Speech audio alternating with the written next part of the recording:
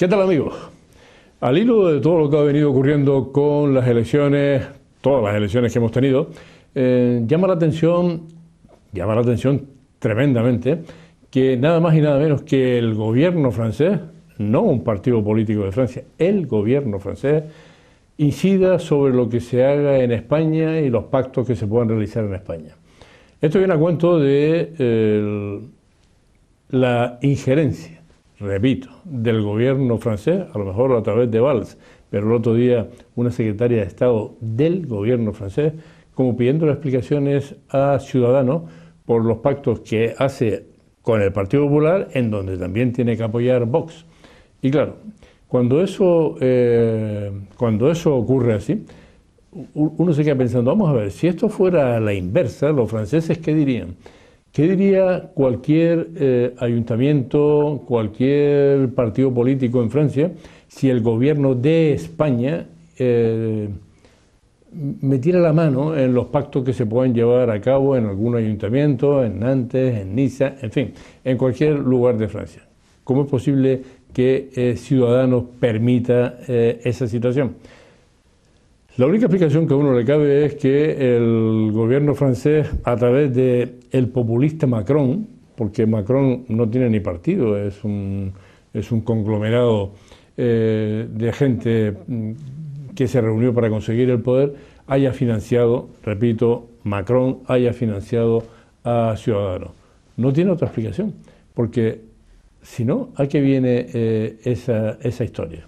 Hombre, en Francia tienen muy acentuado el problema de Marine Le Pen como la ultraderecha francesa. No es el caso de Vox en España, ni de lejos, pero ni de lejos.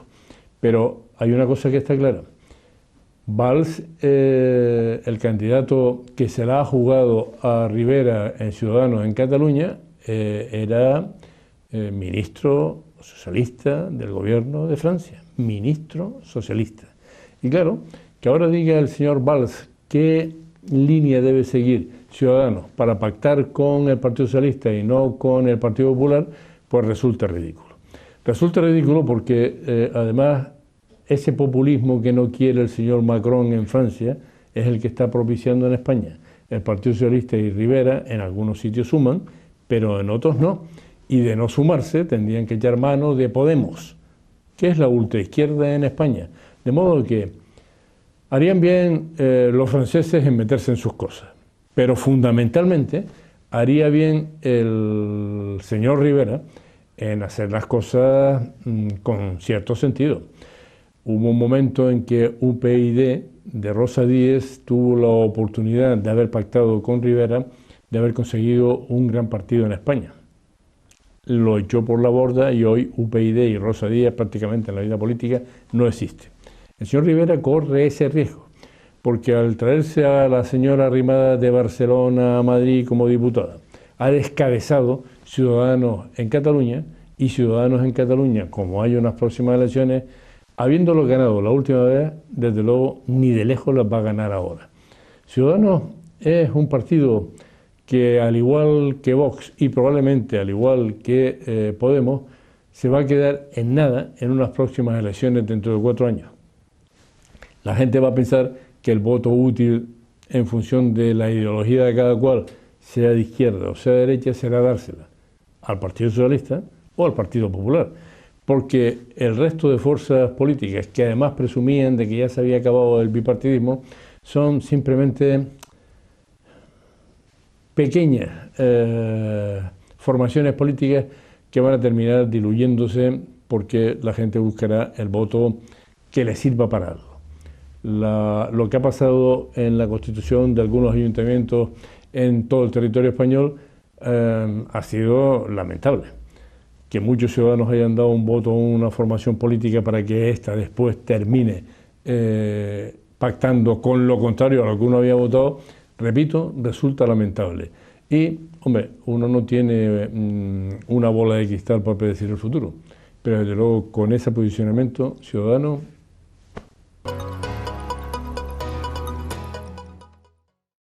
Y ahora, como venimos haciendo a lo largo de toda esta temporada, en verano, José Luis López va a entrevistar a David Bramwell. David Bramwell es un botánico que estuvo durante mucho tiempo dirigiendo los destinos del Jardín Canario, esa joya que tiene Gran Canaria en las medianías de la isla. Les va a parecer muy interesante.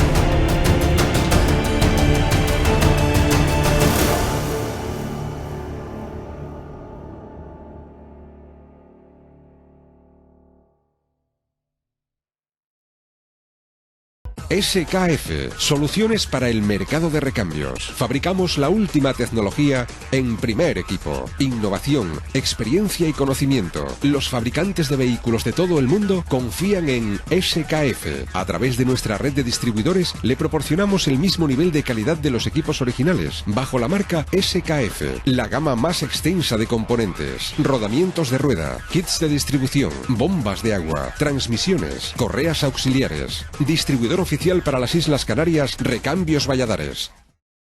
Grill Casa Carmelo. En primera línea de la playa de las Canteras tienes un lugar especialista en carnes a la brasa y también pescado fresco del día.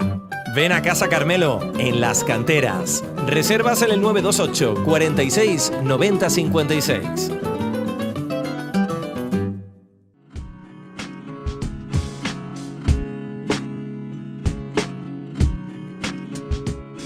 Los puertos de Las Palmas se consolidaron durante 2018 como líderes en turismo de cruceros en la ruta de las Islas Atlánticas.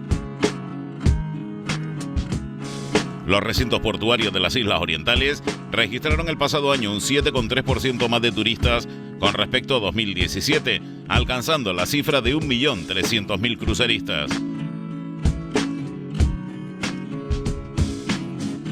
Con estos datos, los puertos de Las Palmas se siguen situando como los terceros en el ranking nacional de turismo de cruceros y en el caso del Puerto de la Luz en Gran Canaria, como el principal puerto de este sector del archipiélago. En el horizonte y ante la creciente demanda de las compañías navieras, la autoridad portuaria construirá una nueva estación de cruceros para fortalecer los servicios que presta y así seguir afianzando su desarrollo con una capacidad logística de servicios y de pasajeros más competitiva y sólida que posibilitará la consolidación de su actual posicionamiento como puertos líderes del Atlántico Medio.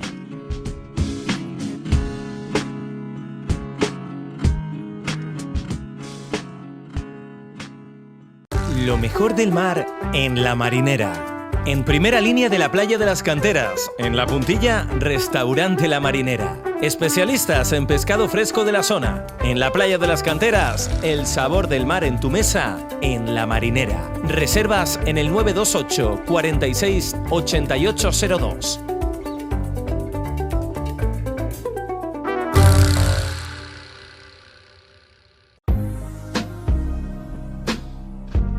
Avanzar hacia un nuevo modelo energético basado en las energías renovables es el principal objetivo de la puesta en marcha de la central hidroeléctrica de Gran Canaria Chira-Soria, un proyecto con el que la isla pretende lograr su autosuficiencia energética.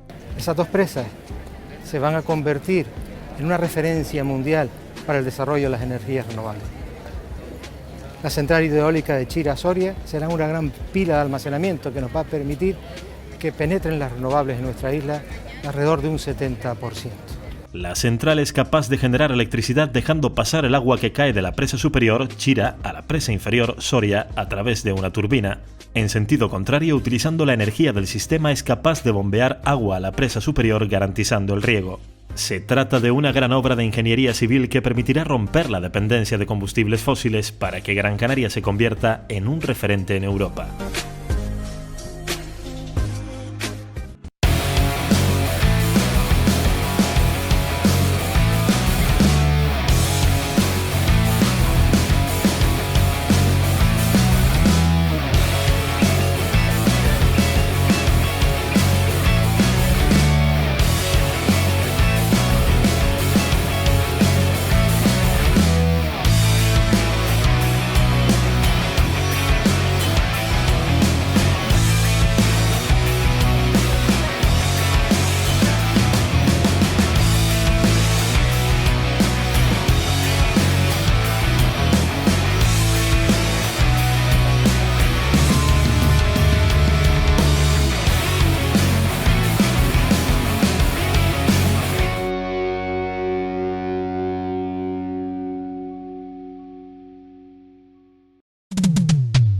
Marmotor Canarias, concesionario oficial de BMW, Mini y Motorrad.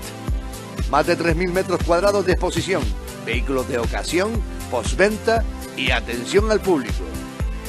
Ven a visitarnos a la avenida Escaleritas número 178, en Las Palmas de Gran Canaria.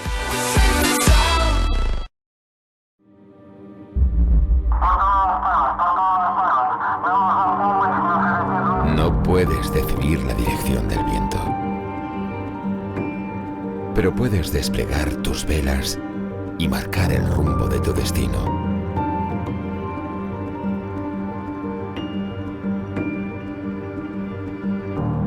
Detener el tiempo, sumergirte en la memoria y navegar en mi presente. Porque no hay distancia que nos separe. Siempre estaré aquí, esperándote. Y cuando regreses, me alegraré de volver a verte.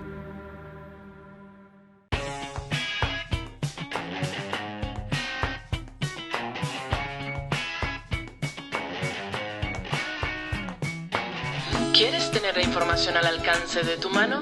Telda Diario, tu periódico digital.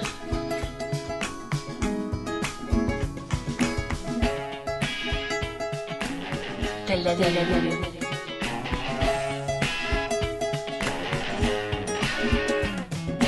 Visítanos en www.teldadiario.com o síguenos a través de Facebook y Twitter. Telda Diario.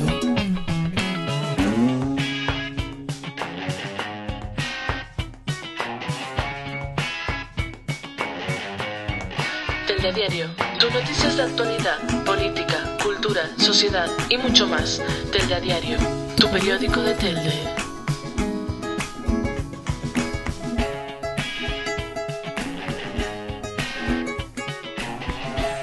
Telda Diario.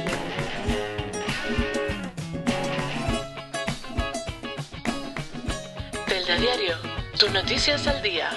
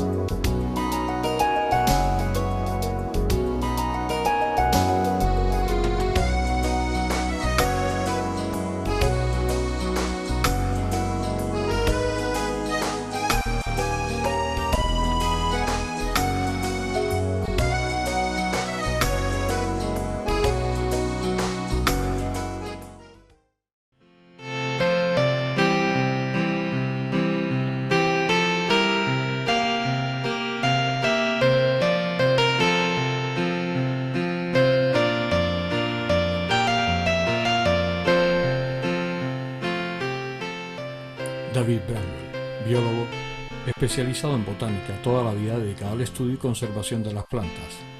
Mi personaje de hoy, nacido en un año del siglo pasado en la localidad inglesa de Liverpool, se convertiría en el paso de los años en un gran canario de adopción y en un verdadero padre de una de las joyas de la corona de Gran Canaria, el Jardín Canario. Durante casi 60 minutos vamos a tener la oportunidad de entrar en el interior de David y estoy seguro, y se lo puedo confirmar, que nos va a trasladar a esa dimensión en donde las cosas se hacen porque sí, sin ninguna contraprestación e interés por medio. Casi 40 años al servicio de esta isla, de su conservación, de descubrir flora y plantas en peligro de extinción. Nos va a faltar tiempo en este programa de poder escuchar todas sus experiencias y vivencias en el tiempo estipulado. Así que a partir de ahora, reglamos su atención. Vamos a escuchar a David Bramwell. David, tú naces en Inglaterra, en Liverpool, todo un símbolo, sobre todo de la música, ¿no? Sí.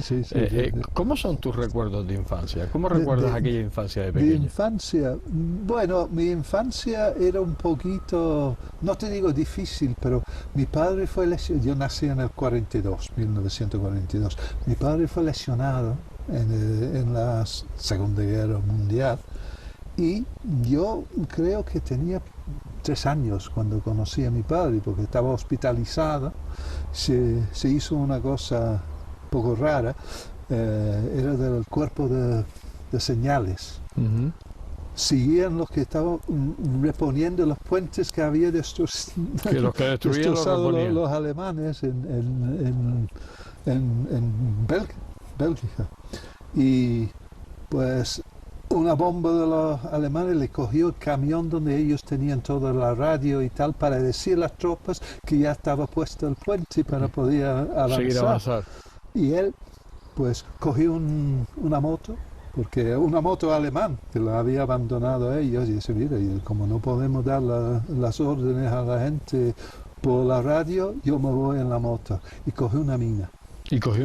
Sí, y destrozó una parte de la pierna, no tenía la rodilla, estaba siempre, no podía doblarlo y tal, pero mira, cuando ya recuperó un poco, lo que pasa es que nunca quería hablar de la guerra.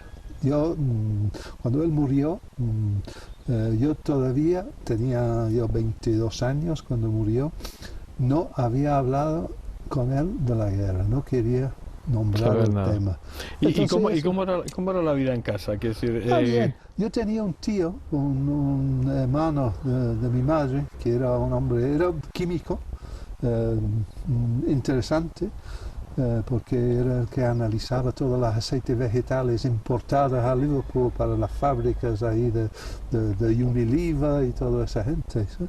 Y él era un poco como si fuera un sustituto, porque él era soltero, nunca se casó. Y hacía las veces de padre. Así de padre, un poco, ¿sabes? Y tengo muy buenos recuerdos de él. Y después de mi padre, obviamente, cuando ya... ¿Y cómo eran las Navidades en aquella época de pequeño? ¿Cómo las recuerdas? Eso era una reunión de toda la familia, en la casa de mi abuela. No había ninguna posibilidad de ir a ningún otro sitio. Todos nos reunimos en la casa de mi abuela, que era de una familia irlandesa, y tú sabes que los irlandeses son muy de familia. Muy de familia. Y ahí nada. El único es que yo recuerdo que ella no quería alcohol. El único que permitiera era un vasito de Jerez, y los niños no. Nosotros deseando a ver cómo el sabor de Jerez. No había forma de... ¿Y Papá Noel?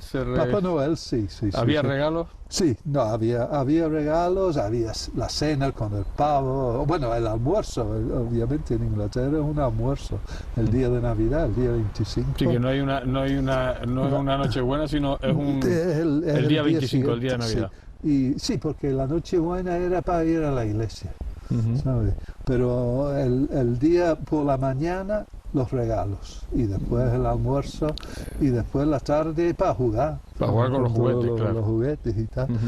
Y después estaba el Papá Noel en todas las tienda, grandes almacenes, tenía su Papá Noel y se iba ahí a hacer cola para entregarle la carta, ¿no? Para llevar la carta al Papá Noel y te daba un regalito de la tienda, cosas así.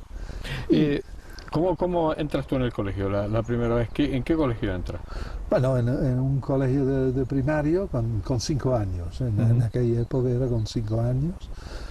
Era un colegio totalmente nuevo que la había construido en aquella zona donde vivía, que era un poco en aquella época ya en las afueras de Liverpool, y era un sitio donde mucha de la gente que había tenido las casas bombardeadas por los alemanes, porque Liverpool, como era un puerto importante, sufrió mucho de los bombardeos, y entonces mucha gente había cambiado de sitio y el pueblo donde nosotros vivimos, y el colegio era nuevo y muy bueno, a mí me gustó. Yo de colegio yo fui feliz, simplemente, y siempre sacaba buenas notas, no sé por qué, porque nunca estudiaba, ¿no? Te basabas en la cabeza un poco, ¿no? Un poquito, sí, porque me pasó lo mismo en el secundario también. Cuando llegué a la universidad era un poco más difícil. Más difícil hacer lo que estabas haciendo. El resto de la gente también. Pasas a esa juventud, esa adolescencia en Liverpool. ¿Cómo era el Liverpool de aquella época? ¿Era tal como se lo pintaban los Beatles? Pero además que tuviste relación con ellos. En los años 50 todavía no había esa explosión de lo que era el Mersey Beat, la música de Liverpool y tal, que se hizo, que cambió totalmente la ciudad, francamente. No, era muy bueno, muy interesante. Tenían muy buenos museos, por ejemplo, y tenía el Liverpool, el equipo de fútbol. El equipo de fútbol, que es representativo. Mi padre era un entusiasta, en un momento tenía unas acciones, pero después ya se vendió las acciones, y él siempre iba a los sábados. Yo cuando tenía, yo creo que 7, 8 años, me llevaba a los partidos. Iba a los partidos. Y nada, ya seguía. Yo como mi juventud era futbolista. Yo jugaba al fútbol, jugaba en la universidad, jugaba en un equipo local, tipo aquí de la liga de la isla isleña. Y cuando no jugaba, pues me iba a ver el Liverpool en aquella época. ¿Cómo eran las relaciones entre chicos? ¿Había muchas discotecas o había reuniones con los chicos y las chicas? ¿Cómo era aquella época? No, aquella época discotecas no, había un baile. ¿Que se organizaba en algún club? Se organizaba la iglesia anglicana. Lo organizaba que ellos tenían su lugar local de reuniones y tal, y se organizaba los sábados por la noche un baile, y nosotros no íbamos todos los sábados, pero de vez en cuando. ¿Eran muy vigilados esos bailes? Muy vigilados, sí, eso no. No había ninguna licencia de nada, ¿no? No. Eso cambió un poco en los finales de los años 50, principios de los 60, especialmente con eso, como tú dices, de los Beatles, cambió mucho. Porque además a ti te coge la irrupción de los Beatles, te coge incluso en el club donde tocaban los Beatles. Ahí llegaste a trabajar tú de portero, por tu estatura y tu... Sí, yo me iba ahí con un par de amigos para el Cavern Club inicialmente, cuando ya tenían 17, 18 años, y me fue... después, cuando estuve en la universidad ahí en Liverpool, nos iban con frecuencia los amigos ahí al Cavern Club, y bueno, mira, un día me dice... Paddy Delaney, que era el jefe de los porteros y el personal, me dice, oye, ¿tú quieres trabajar? Y dice, venga. ¿en qué? Dice, no, es que con tu estatura y tu física y tal. Dice, mira, es que estamos buscando un par de personas para venir aquí 2 o 3 veces en semana a trabajar. Y dice, pues mira, ¿cuánto paga? La primera cosa que ¿cuánto paga? Y lo que me decía me parecía bastante bien, porque yo había trabajado como en un club, mi padre era presidente del British Legion, club de veteranos de la guerra, y yo me iba de vez en cuando a trabajar de barman. En el club. Y esta gente me ofrecía el doble. El doble por estar de pie en la puerta, ¿no? Estaba de pie, pero nunca tuvimos problemas. Nunca. Tuvimos uno que se llamaba Tony Buck, que era luchador internacional. Ahí. Y si había algún problema, dice, mira, o te calmas o traemos a Tony. Porque era muy conocido. Ahí, era del equipo olímpico de Liverpool. Una vez Tony llamó, dice, mira, voy a llegar tarde. Dice, ¿qué pasó, Tony? Dice, es que 2 personas intentaron hacerme un atraco, ¿sabes? En la calle. Y nada, y tengo que ir a la policía para la denuncia y tal. Y era que ellos habían denunciado a él. Entonces, por la agresión. Llegó y dice, mire, Tony, ¿cogieron algo? Dice, uno de ellos coge el rostro, el otro el labio así. O sea que no creo que volvieran más nunca a atracarlo, ¿no? Él no. ¿Cómo llegas a la universidad? Bueno, yo... Porque además, tú tenías claro lo de la biología y... Sí. Es que mi familia, mi padre era un entusiasta de jardinería tremenda, ¿sabes? Le gustó muchísimo cultivar sus rosas, su dalia. A mi madre le gustó mucho las rosas, tenía siempre sus rosas en casa y lo cultivaba en el jardín. Y entonces por ahí yo creo que me entró un poco el interés en la biología. Y de entrada empiezas a estudiar biología. Sí, yo directamente. En los últimos años, los últimos 2 años de colegio, antes de ir a la universidad, estudié biología, porque tenía que... el sistema en aquella época era que tú tenías lo normal, pero tenía 3 temas en que tenía que especializar. Yo me especialicé en biología, química y geografía. Y entonces, cuando llegué a solicitar la plaza en la universidad, tenía que elegir. Entonces, elegí biología, me aceptaron y ahí está el tema. Terminas tu carrera en la Universidad de Liverpool y ¿qué haces? Hice un máster en biología, en botánica, y después me cogí un puesto de trabajo porque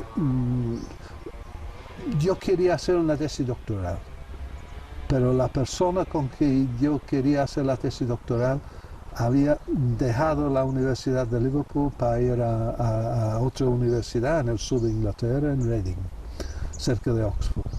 Entonces, él me dijo, mira, sí, tienes que venir a Reading a hacer la tesis doctoral, pero mira, yo en medio del traslado de Liverpool a Reading voy a coger un año sabático.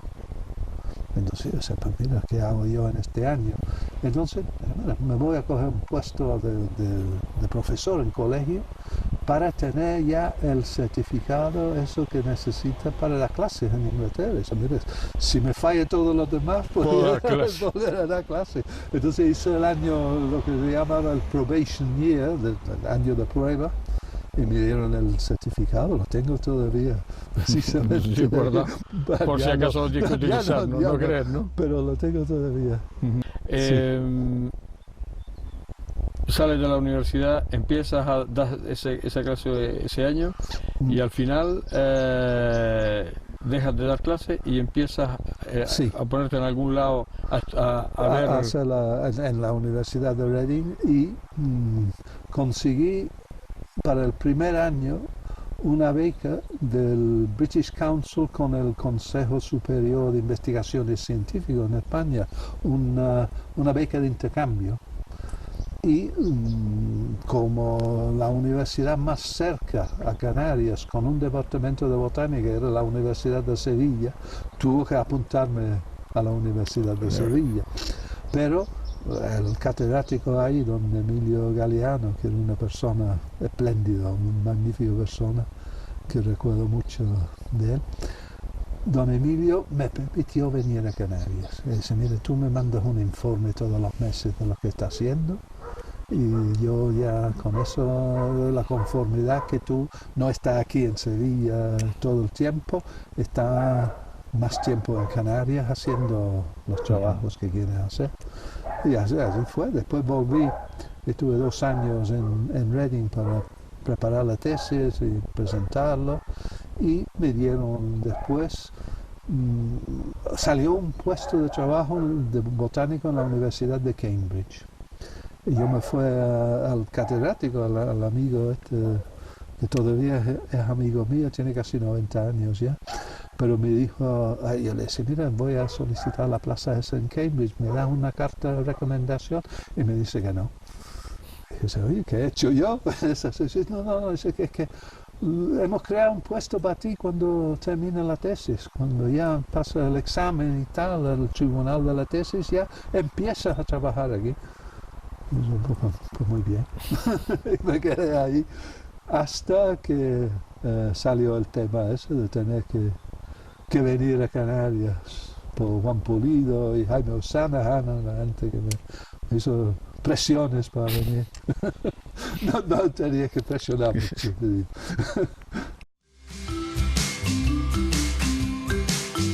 La cafetería Churrería Los Duendes te invita en sus amplias instalaciones, situadas en el centro comercial La Minilla, a unos completos desayunos con exquisitos bocadillos, sándwiches, destacando los churros únicos fabricados con aceite de oliva y secreta fórmula de elaboración que los hace inigualables en Canarias, acompañados de un buen chocolate.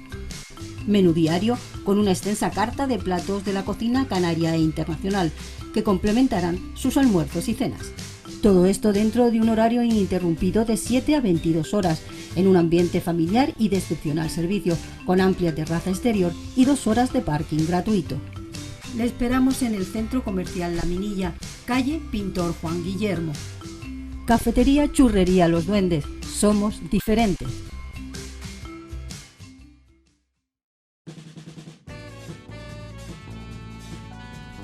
El ahorrador de electricidad Staminal, tras muchos años de instalación en Canarias y ser elegido como producto del año en ahorro energético a nivel nacional, le ofrece la posibilidad de ahorrar de un 15 hasta un 35% de su consumo en su factura de electricidad. Sea cual sea su negocio local o industria, Staminal tiene el ahorrador que se adapta a sus características. No se fíe de las imitaciones, Staminal solo hay uno, con las homologaciones de la comunidad internacional. No deje que los gastos abusivos de electricidad afecten a la economía de su negocio. Pídanos presupuestos sin compromiso al 928-481-249. Ahorrador industrial de energía Staminal, la solución a su excesivo consumo energético. Recuerde, ahorre de un 15 a un 35% de su factura de electricidad. En el corazón del Parque Santa Catalina se encuentra la gran terraza Lolita Pluma, que con nueva dirección te ofrece en la mañana los mejores desayunos especiales y saludables, bien acompañados de una repostería propia, artesana y creativa. En el mediodía dispone de una selección de tapas y platos de la cocina canaria e internacional. Las tardes en la gran terraza Lolita Pluma le permitirá degustar una variedad de tartas y dulces a la altura de los paladares más exigentes y exquisitos. Las noches en la gran terraza Lolita Pluma, además de unas cenas especiales en un ambiente tranquilo y agradable, tendrán el aliciente del servicio de coctelería más importante de Canarias. Todos los jueves tenemos la ruta del Pincho Pirata y además el sábado en la tarde-noche podrá disfrutar de espectáculos musicales y de humor en directo. Gran terraza Lolita Pluma, el lugar diferente para tu punto de encuentro.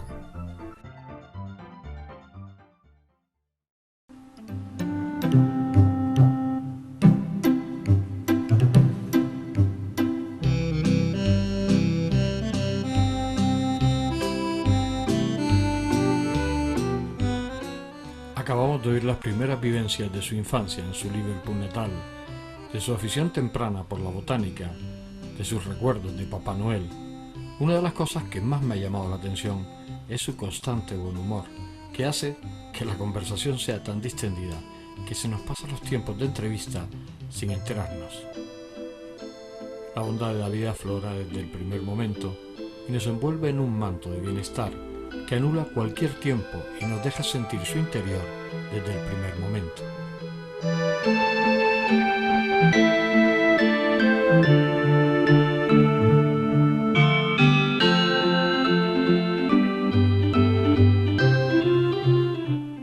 Pero vamos a seguir escuchando a David. No dejemos que se nos escape ninguna palabra.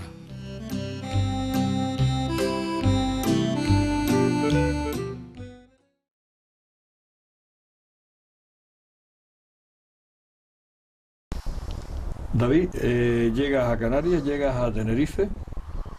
¿Qué pasa ahí? Bueno, llegamos a Tenerife. Tenía un conocido, un amigo en la Universidad de Sevilla que tenía familia en La Laguna. Entonces fuimos a ver a la señora, la tía de él, y para buscar una casa, porque él decía, no, mi tía tiene varias casas, no sé si tienes alguno disponible y tal. Y ella nos decía, mira, tengo uno, pero en San Juan de la Rambla. Y yo decía, bueno, a mí no tiene importancia porque nosotros vamos a estar saliendo, explorando la isla, y San Juan de la Rambla no es mal sitio para como centro para hacer ese tipo de trabajo. Pues nada, cogimos la casa y nos quedamos ahí casi un año. Un año en San Juan de la Rambla. ¿Y de Tenerife te vuelves a Sevilla? Sí, durante un periodo, un mes más o menos, y después volvemos a Inglaterra. Y después te vuelves a Inglaterra. Sí. ¿Y en Inglaterra alguien te llama? No, ¿Quién se pone en contacto contigo? Para eso, para hacer la tesis doctoral. Yo ya había reservado la plaza en la universidad para hacer la tesis doctoral, y terminé ya con todo el material que había conseguido, los estudios que había hecho aquí en el año, porque de Tenerife visitamos todas las islas también, no nos quedamos solamente ahí, venimos a Gran Canaria. Me fue con Enrique Centenios, que el botánico en aquel momento del Jardín Botánico de la Orotava, que fue el fundador del Jardín Canario. Fuimos a Lanzarote y Fuerteventura con él, La Gomera con él, El Hierro, y después casi todos los fines de semana salimos al campo con Centenios, que conocí, porque me enseñó cosas que yo no había tenido posibilidades de... Y cuando estás terminas la tesis, te vienes ¿o empiezas a dar clases en Inglaterra? Bueno, yo tenía el puesto que me dieron en la Universidad de Reading era de profesor de investigación. No tenía obligación a dar clases, aunque daba alguna. Pero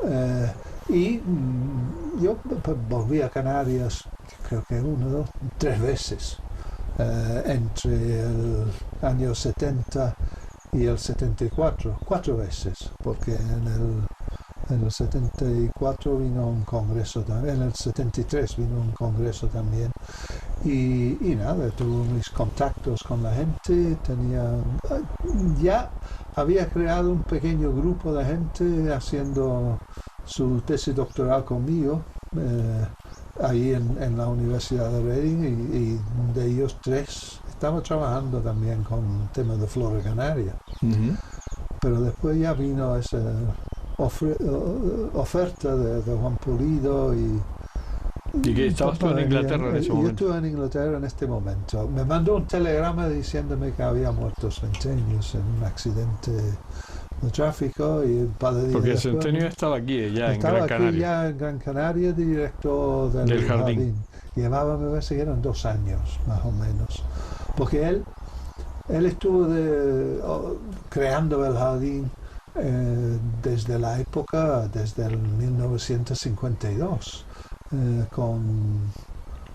Matías Vega, el presidente del Cabildo, y hubo un periodo en los años 60 cuando él no estaba de acuerdo con el presidente en aquel momento, las cosas que quería hacer, y él dejó unos años de venir para el jardín.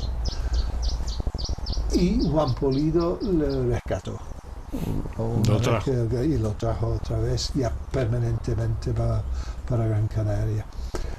Y pues nada, antes Fenteño murió, me mandó el telegrama diciendo que había muerto, y después, unos días después, me mandó otro que quería hablar conmigo sobre el tema del futuro del Jardín Canario. Y bueno, yo vi, hablamos, yo estaba en la duda porque también estaba ya creando mi grupo ahí en la Universidad de Reading y tal. Y entonces Juan Pulido me hizo una trampa. Mandó a Jaime O'Sanahan a hablar conmigo, porque yo inicialmente decía que lo dudaba, que probablemente no iba a coger en aquel momento el puesto.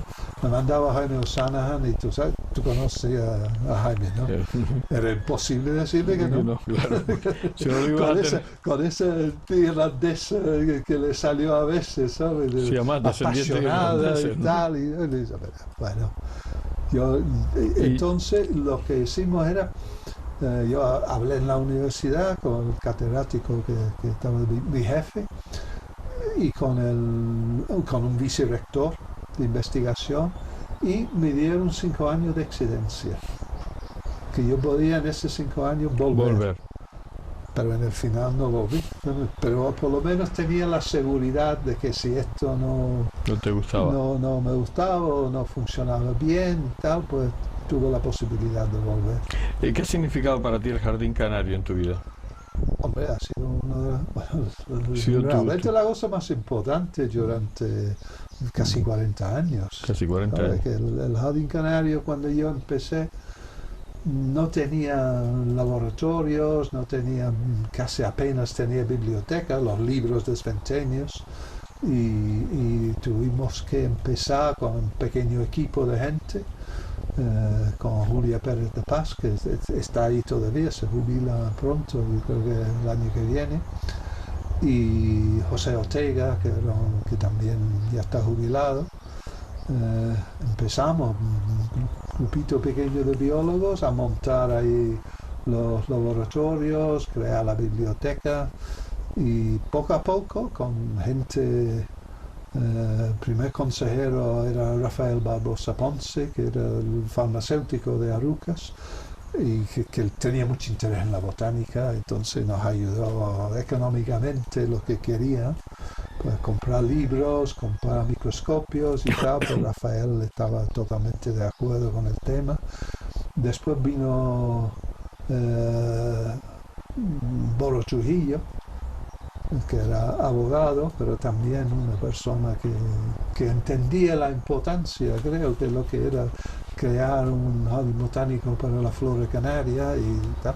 Y después vino Juan Andrés Melián García, que fue uno de los grandes para mí, porque con Juan Andrés, en el final, creamos la Comisión de Medio Ambiente del Cabildo, porque no había Comisión de Medio Ambiente, había Comisión de Educación y otro de Cultura, pero Juan Andrés veía la necesidad en aquel momento de proteger mejor la isla, los espacios naturales y tal, y entonces cuando salió el tema a nivel del gobierno de Canarias de crear todos los espacios naturales, el gobierno de Canarias quería mandar un equipo de Tenerife para hacer los espacios de Gran Canaria. Y Juan Andrés decía que no, que decía, mire, no, en el Jardín Canario y aquí en Gran Canaria tenemos gente suficientemente cualificada para hacer ese plan especial, y lo hicimos nosotros, precisamente. Yo fui el director, pero a base de un equipo muy bueno de gente. En el entretanto, ¿te casas? ¿Tienes hijos? Yo me casé de estudiante, me casé en el 67 y estuvimos pues casi, bueno, mi hijo nació en el 78, estuvimos casados 10 años. tranquilos, sin problemas. Sí, sin problemas, claro. Y después ya viene el niño, que no, bueno, te cambia la vida un poco, pero positivamente, ¿sabes? Uh-huh. Y ya instalados aquí, claro. Y ya instalado, mi hijo nació aquí. Uh-huh. Y mis nietos también han nacido aquí. Y ya son todos canarios, todos gran canarios, ¿no? Sí, nacido. El de venir por el jardín canario, porque además eso también el jardín se proyecta hacia el exterior. El jardín canario pasa a ser un jardín, bueno, pues muy insular, muy de isla, a proyectarse hacia afuera. Sí, eso fue una estrategia cuando estaba Lorenzo Olarte, el presidente del Cabildo. Lorenzo decía, pero hablamos, ¿no? Yo recuerdo un día, hablamos en el restaurante de Jardín Canario, y yo le decía, don Lorenzo, ¿qué garantía tiene el Jardín Canario para el futuro? ¿Sabe? Porque esto está muy bien ahora, pero dentro de 10 años o 15 años tú no vas a estar aquí, vamos a tener otros presidentes, otras personas. Y me decía Lorenzo, mira, busca la forma de tener un nombre, que el jardín tiene un nombre internacional. Y entonces ya empezamos, organizamos un congreso de botánica aquí, se llamaba Plantas y Islas, y traemos especialistas de islas de todo el mundo.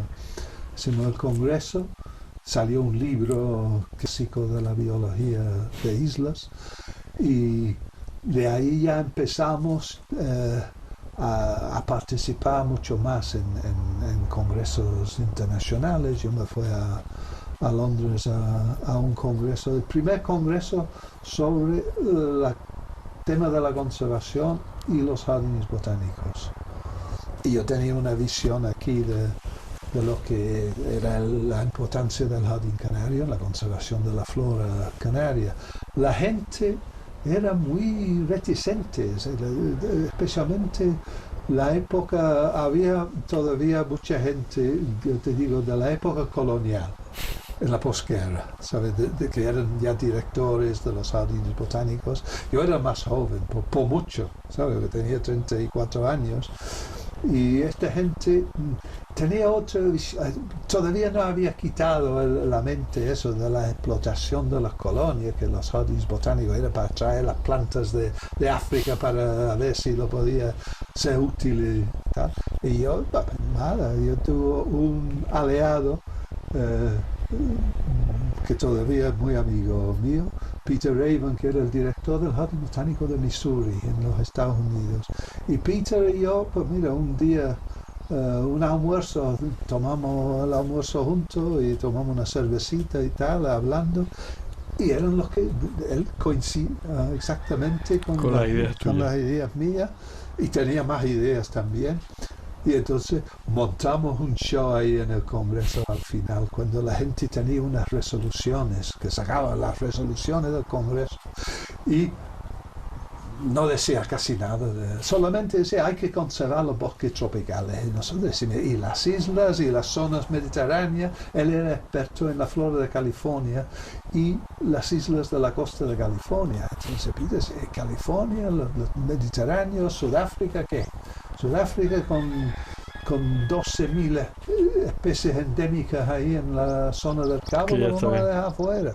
Y encima el papel de los jardines botánicos. No, los jardines botánicos solamente tienen un papel en educación, no vemos. Y empecé a hablar de lo que estuvimos haciendo aquí, creando poblaciones de los endemismos en los jardines botánicos, no como el tema general, que los jardines botánicos, si tenían 2 plantas de una especie estaba suficiente, pero para la conservación eso no valía para nada. Vale, claro. Entonces nosotros ya aquí empezamos a eso, crear poblaciones, montamos el banco de semillas y entonces empezamos a hablar de todas esas cosas, y eventualmente llegamos los años 80, 85, hicimos un gran congreso aquí de la Unión Internacional de la Conservación de la Naturaleza sobre, ellos habían sacado un documento que se llamaba poco, para mí un título un poquito rimbombante, que era la estrategia mundial de la conservación, ¿sabes? Entonces nosotros hicimos el congreso la estrategia mundial de la conservación y los jardines botánicos, y ahí metemos ya el tema a fondo. Creamos la asociación de jardines botánicos, Botanical Gardens Conservation International, que existe todavía y funciona muy bien a nivel internacional. Tiene más de 1.000 socios ya de jardines botánicos en el mundo, y desde ese congreso creamos la asociación. Yo estuve miembro de la directiva 40 años. Yo acabo de dejarlo para dar paso a la gente un poquito más joven, ¿tá? Pero funcionaba muy bien, y de ahí también hicimos otros temas, cosas que hicimos aquí. Pues mira, unas reuniones a nivel internacional sobre el papel del banco de semillas en la conservación de floras de ese tipo, de islas y de zonas con muchas especies endémicas. Hicimos otro congreso, reunión sobre la reintroducción de las especies a base de las colecciones, donde habían poblaciones pequeñas y había posibilidades de reforzar las poblaciones naturales y cosas así. Y también en los años 90 creamos aquí, gracias a la gente de Palmitos Park, precisamente, que nos financiaba la reunión, hicimos una reunión donde creamos el Consorcio de Jardines Botánicos de la Comunidad Europea. Todas esas cosas salió de Gran Canaria. Claro. Y después en el año 2000, para el tema del milenio, hicimos una reunión de especialistas que se llamaba el Grupo de Gran Canaria, que me llamó desde Tenerife en un momento y dice: ¿por qué no le llaman el Grupo de Canarias? Y dice: no, es el Grupo de Gran Canaria. Hicimos el Grupo de Gran Canaria. Hicimos ahí la estrategia global para la conservación de las plantas, a base de 2 reuniones aquí y una en Londres en el Royal Society, que es el sitio más emblemático para los científicos en Inglaterra. Hicimos las 3 reuniones, pasamos el documento al Convenio de Biodiversidad de las Naciones Unidas y lo aceptaron y salió estupendamente. Ahora es la base para todos los países para su programa de conservación de plantas. Y te digo, todo eso salió de Gran Canaria. De Gran Canaria. Y Gran Canaria, significó algo importante en tu vida. Hombre, uno pasa 40 años de la vida en un sitio, y además agradable, con buena gente, y yo nunca he sentido, vamos a decir, xenofobia aquí, nunca. Siempre hemos pasado bien, y la sociedad básicamente nos ha aceptado. Yo fui presidente del Club Inglés muchos años, estoy en la directiva del gabinete literario, estoy activo con la Real Sociedad Económica de Amigos del País, cosas así.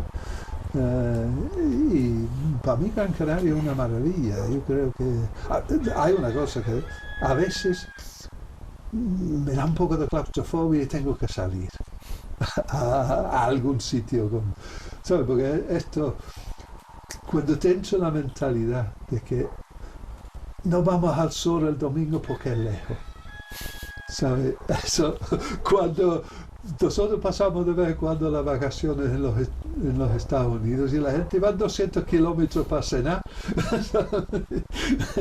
y nosotros 50 kilómetros al sur nos parece ya, bueno. Entonces a mí me encuentro que de vez en cuando tengo que escapar, pero siempre ya cuando volvemos ya estamos bien otra vez. Creo que es un poco psicológico.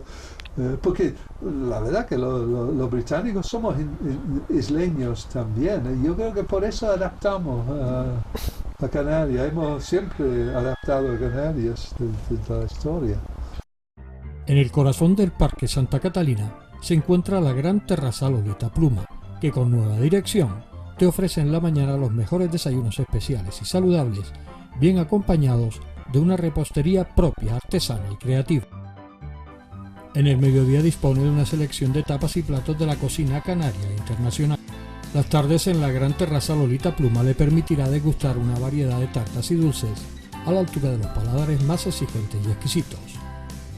Las noches en la gran terraza Lolita Pluma, además de unas cenas especiales en un ambiente tranquilo y agradable, tendrán el aliciente del servicio de coctelería más importante de Canarias. Todos los jueves tenemos la ruta del Pincho Pirata y además el sábado en la tarde-noche podrá disfrutar de espectáculos musicales y de humor en directo. Gran terraza Lolita Pluma, el lugar diferente para tu punto de encuentro.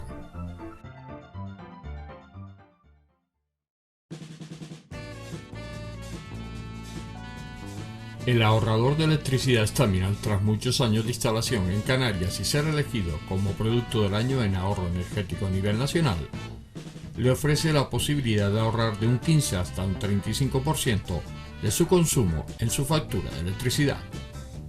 Sea cual sea su negocio local o industria, Staminal tiene el ahorrador que se adapta a sus características. No se fíe de las imitaciones, Staminal solo hay uno, con las homologaciones de la comunidad internacional. No deje que los gastos abusivos de electricidad afecten a la economía de su negocio.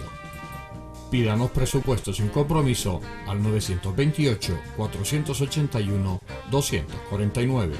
Ahorrador industrial de energía Staminal, la solución a su excesivo consumo energético. Recuerde, ahorre de un 15 a un 35% de su factura de electricidad.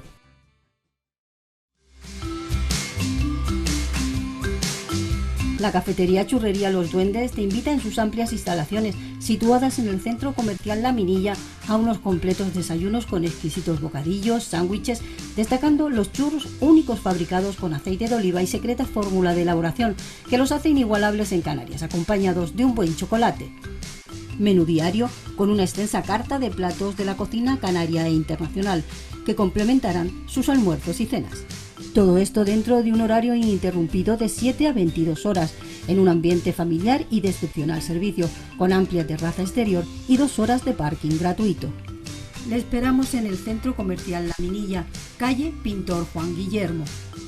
Cafetería Churrería Los Duendes, somos diferentes.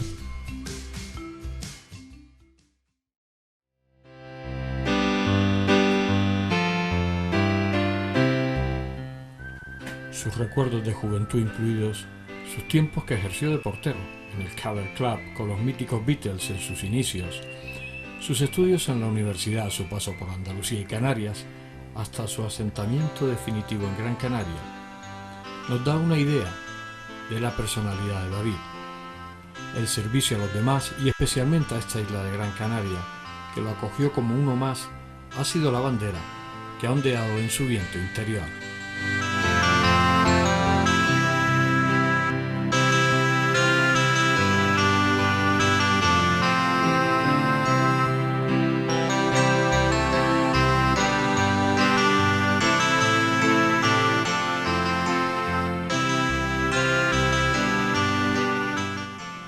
Me impresiona esa rapidez mental y la transparencia y sencillez con la que nos transmite sus vivencias. David sigue ahí con nosotros.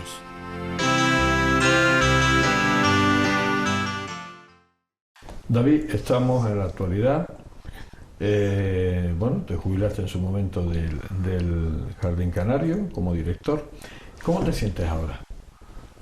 Hombre, bien. Yo creo que yo estoy satisfecho con lo que hice en el Jardín Canario. Intento, con la asociación nueva de amigos del Jardín Canario, intento a ser útil si es posible todavía. Y pues mira, yo casi todos los días estoy haciendo algo. La idea de estar uno en casa viendo la tele y esperando hasta que llegue el Alzheimer, una cosa así, no me apasiona. Me gusta hacer cosas. Te digo, estoy en la directiva del gabinete literario,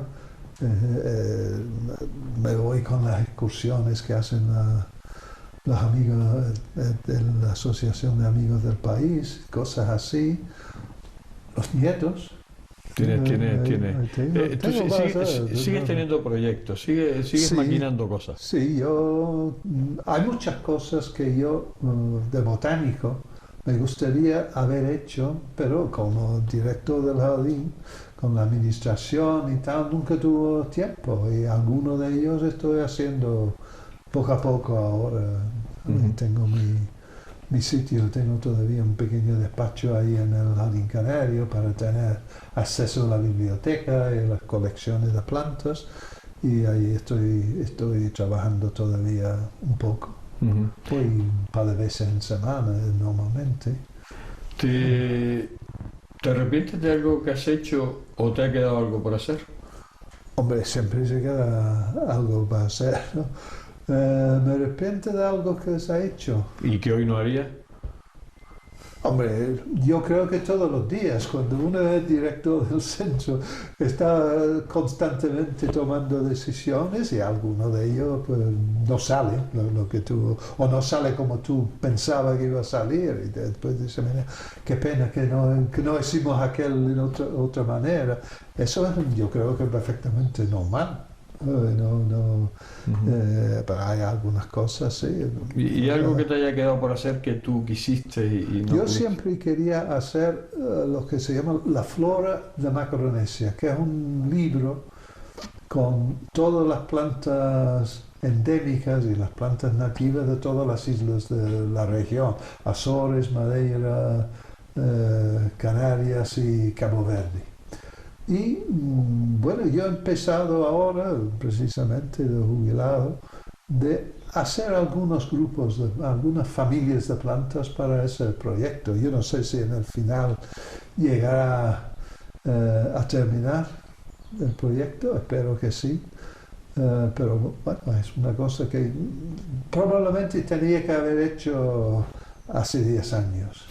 Pero como te digo, con el tema de director del jardín y tal, pues no tuviste tiempo. No tuviste tiempo, porque también durante un periodo, me pasé 15 años de presidente del club inglés, estuvo de presidente de la junta directiva del colegio inglés ahí en Los Hoyos, British School of Gran Canaria, estuve ahí en el Sabinal, el colegio que está ahí, que está. Ahora estuve el otro día, el 50 aniversario del colegio, está magnífico.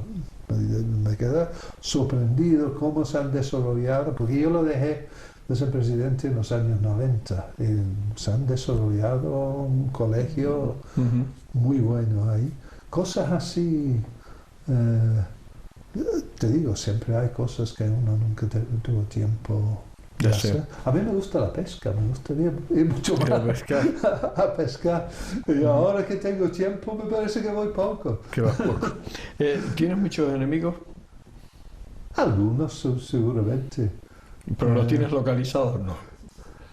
Algunos sí. Algunos sí, ¿no? Sí, pero yo te digo, mira, mejor no tener contacto o simplemente pasa de ellos. ¿Y amigos, David? Unos cuantos, sí. No soy una persona que se puede decir que ha hecho un gran número de amigos en la vida, ¿sabe? Pero los amigos que tengo, que son amigos de verdad. Yo creo que esto es lo importante. Es importante. Muchos conocidos, que se puede decir, mira, sí, amigo. Pero entre comillas, pero amigos de verdad sí tengo algunos. Tengo uno que vino hace 3 meses. Era un amigo que yo tenía todo el tiempo que estuve en la universidad. Y hemos mantenido en contacto, pero físicamente no había visto a este hombre en más de 45 años. Y vino de vacaciones primavera, estuvimos ahí con ellos, cenamos, ellos vinieron aquí a casa, cenamos ahí con ellos en el Hotel Reina Isabel y tal.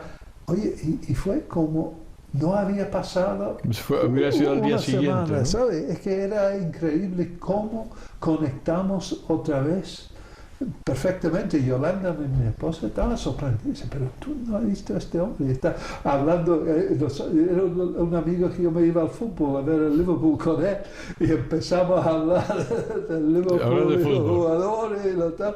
Y nada, y después de mi vida y de la vida de él, que era director de un colegio en Inglaterra, y ya se jubiló también. Pero era curioso la sensación esa de que no había pasado el tiempo. Cuando lo vi en el aeropuerto, ¿sabes? Dice, pues mira, esto es... Con 40 años de diferencia, parece que había sido el otro día, ¿no? ¿Qué piensas de la política? ¿Qué pienso yo de la política? Bueno, la política... Porque alguna vez se ha topado contigo, un malo necesario.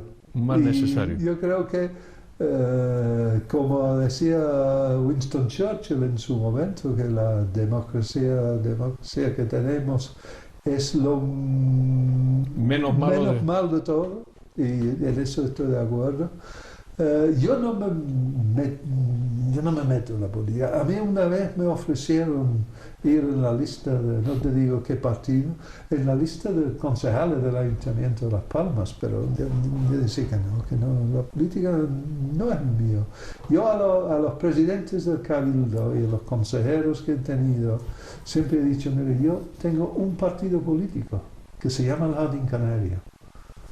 Y el resto, oye, yo soy funcionario, tengo que trabajar con el político de turno que viene y siempre casi, con un par de excepciones, no he tenido nunca problemas con los políticos. En mi época de director del Jardín Canario.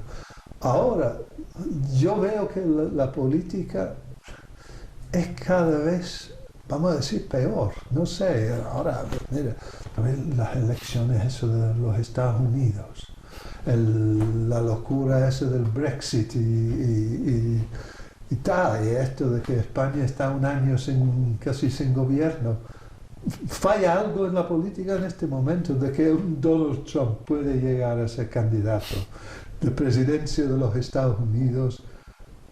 Implica que hay algo que no está funcionando en la política hoy en día. Y de que la gente en Gran Bretaña puede votar para salir de la Comunidad Europea, hay algún problema en la política. Claro.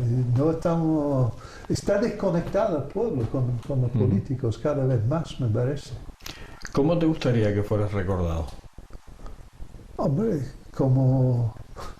es difícil, no sé. Yo creo que como una persona que venía aquí para hacer una cosa, que era seguir adelante con el Jardín Canario, con el trabajo de Enrique Sventeños, y pues tenía éxito en el tema.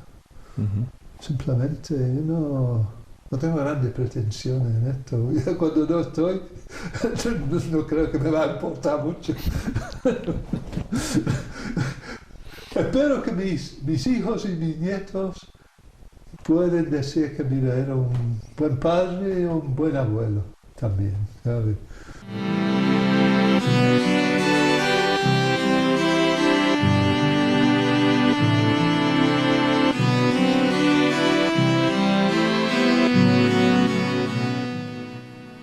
Estamos en el final. En el último tramo de entrevista llegamos al personaje en su actualidad en estado puro. Sinceridad, bondad, locuacidad son adjetivos que en absoluto son un regalo para el oído de quien tanto ha dedicado a esta isla y sigue ocupando gran parte de su tiempo, como esa asociación recientemente creada, como es Los Amigos del Jardín Canario. Durante mucho tiempo ha tenido en su puesto de director del Jardín Canario que lidiar con muchos políticos y lograr apartar el trabajo de investigación de lo que llamaríamos popularmente el politiquismo.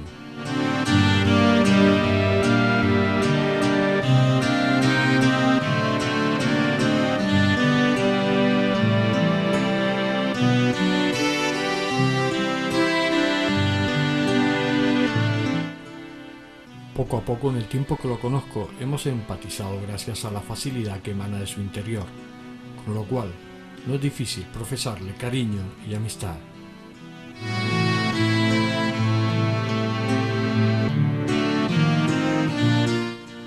Mención aparte merece Yolanda, su pareja, que nos hizo sentir al equipo de producción del programa que estábamos en nuestra propia casa y que era difícil marcharse de allí.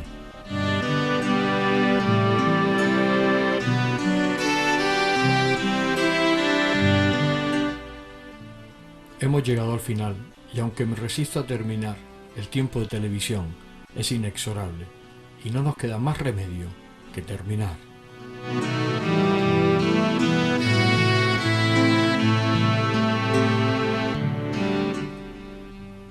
David Bramwell, o David Bramwell, da igual, biólogo, botánico, buena persona, investigador, profesor, has conseguido que en estos 60 minutos hayamos olvidado el transcurrir del tiempo, que nos hemos quedado con ganas de oír más de ti, pero te garantizo que seguiremos a tu sombra y procuraremos que esos conocimientos que a lo largo de tu vida te has preocupado en recolectar, en la medida de nuestras posibilidades, trasciendan y sigan llegando a nuestra gente.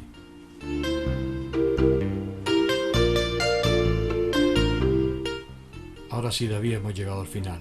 No cambies. Hasta siempre.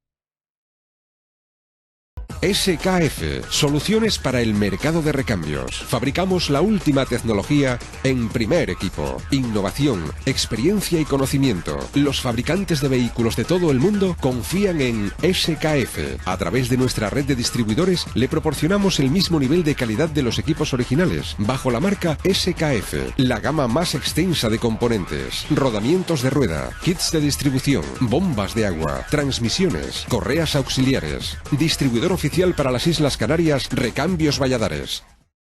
Grill Casa Carmelo. En primera línea de la playa de las Canteras tienes un lugar especialista en carnes a la brasa y también pescado fresco del día. Ven a Casa Carmelo, en Las Canteras. Reservas en el 928 46 90 56.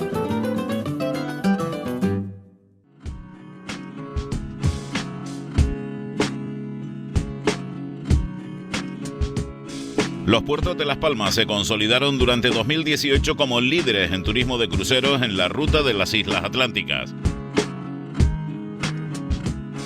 Los recintos portuarios de las Islas Orientales registraron el pasado año un 7,3% más de turistas con respecto a 2017, alcanzando la cifra de 1.300.000 cruceristas.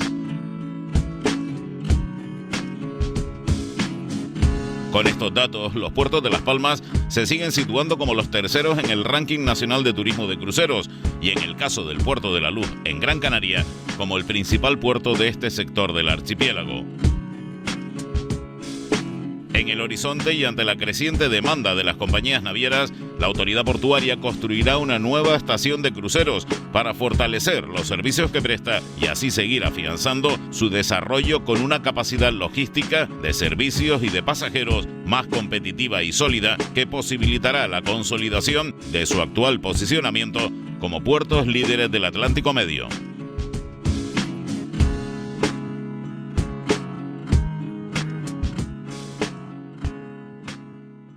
Lo mejor del mar en La Marinera. En primera línea de la playa de las Canteras, en La Puntilla, Restaurante La Marinera. Especialistas en pescado fresco de la zona. En la playa de las Canteras, el sabor del mar en tu mesa, en La Marinera. Reservas en el 928 46 8802.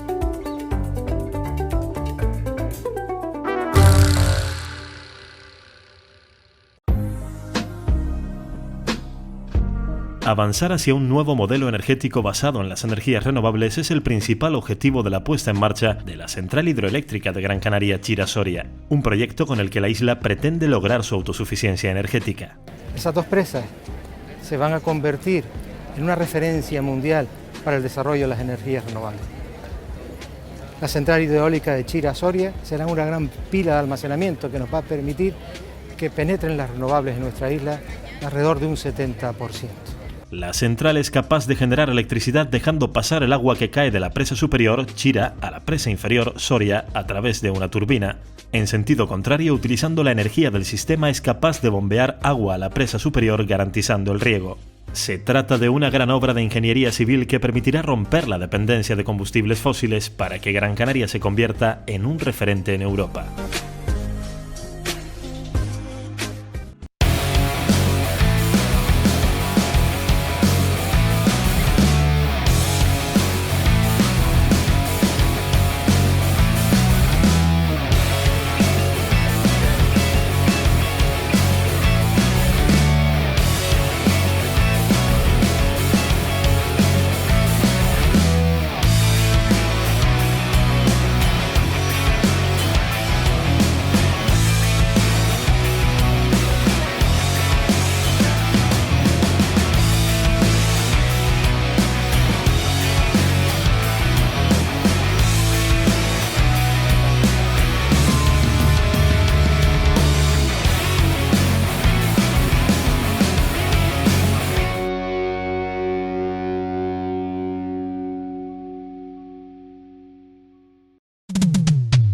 Marmotor Canarias, concesionario oficial de BMW, Mini y Motorrad.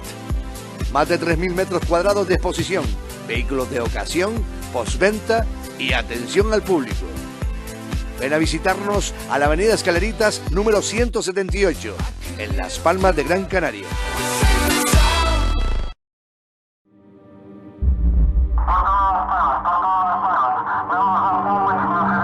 No puedes decidir la dirección del viento,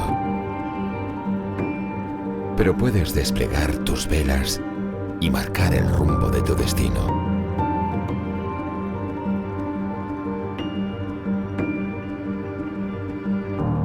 Detener el tiempo, sumergirte en la memoria y navegar en mi presente. Porque no hay distancia que nos separe. Siempre estaré aquí, esperándote.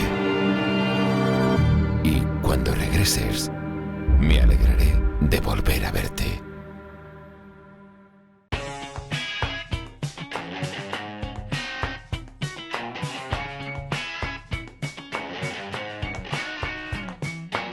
¿Quieres tener la información al alcance de tu mano? Telde a Diario, tu periódico digital.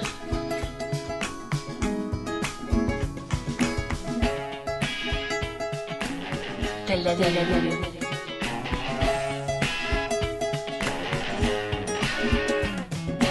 Visítanos en www.teldadiario.com o síguenos a través de Facebook y Twitter.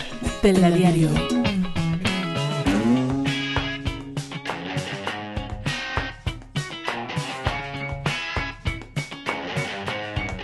Telde a Diario, tus noticias de actualidad, política, cultura, sociedad y mucho más. Telde a Diario, tu periódico de Telde.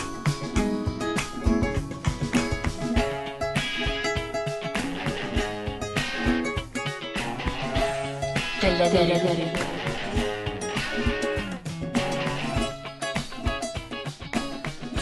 Telde a Diario, tus noticias al día.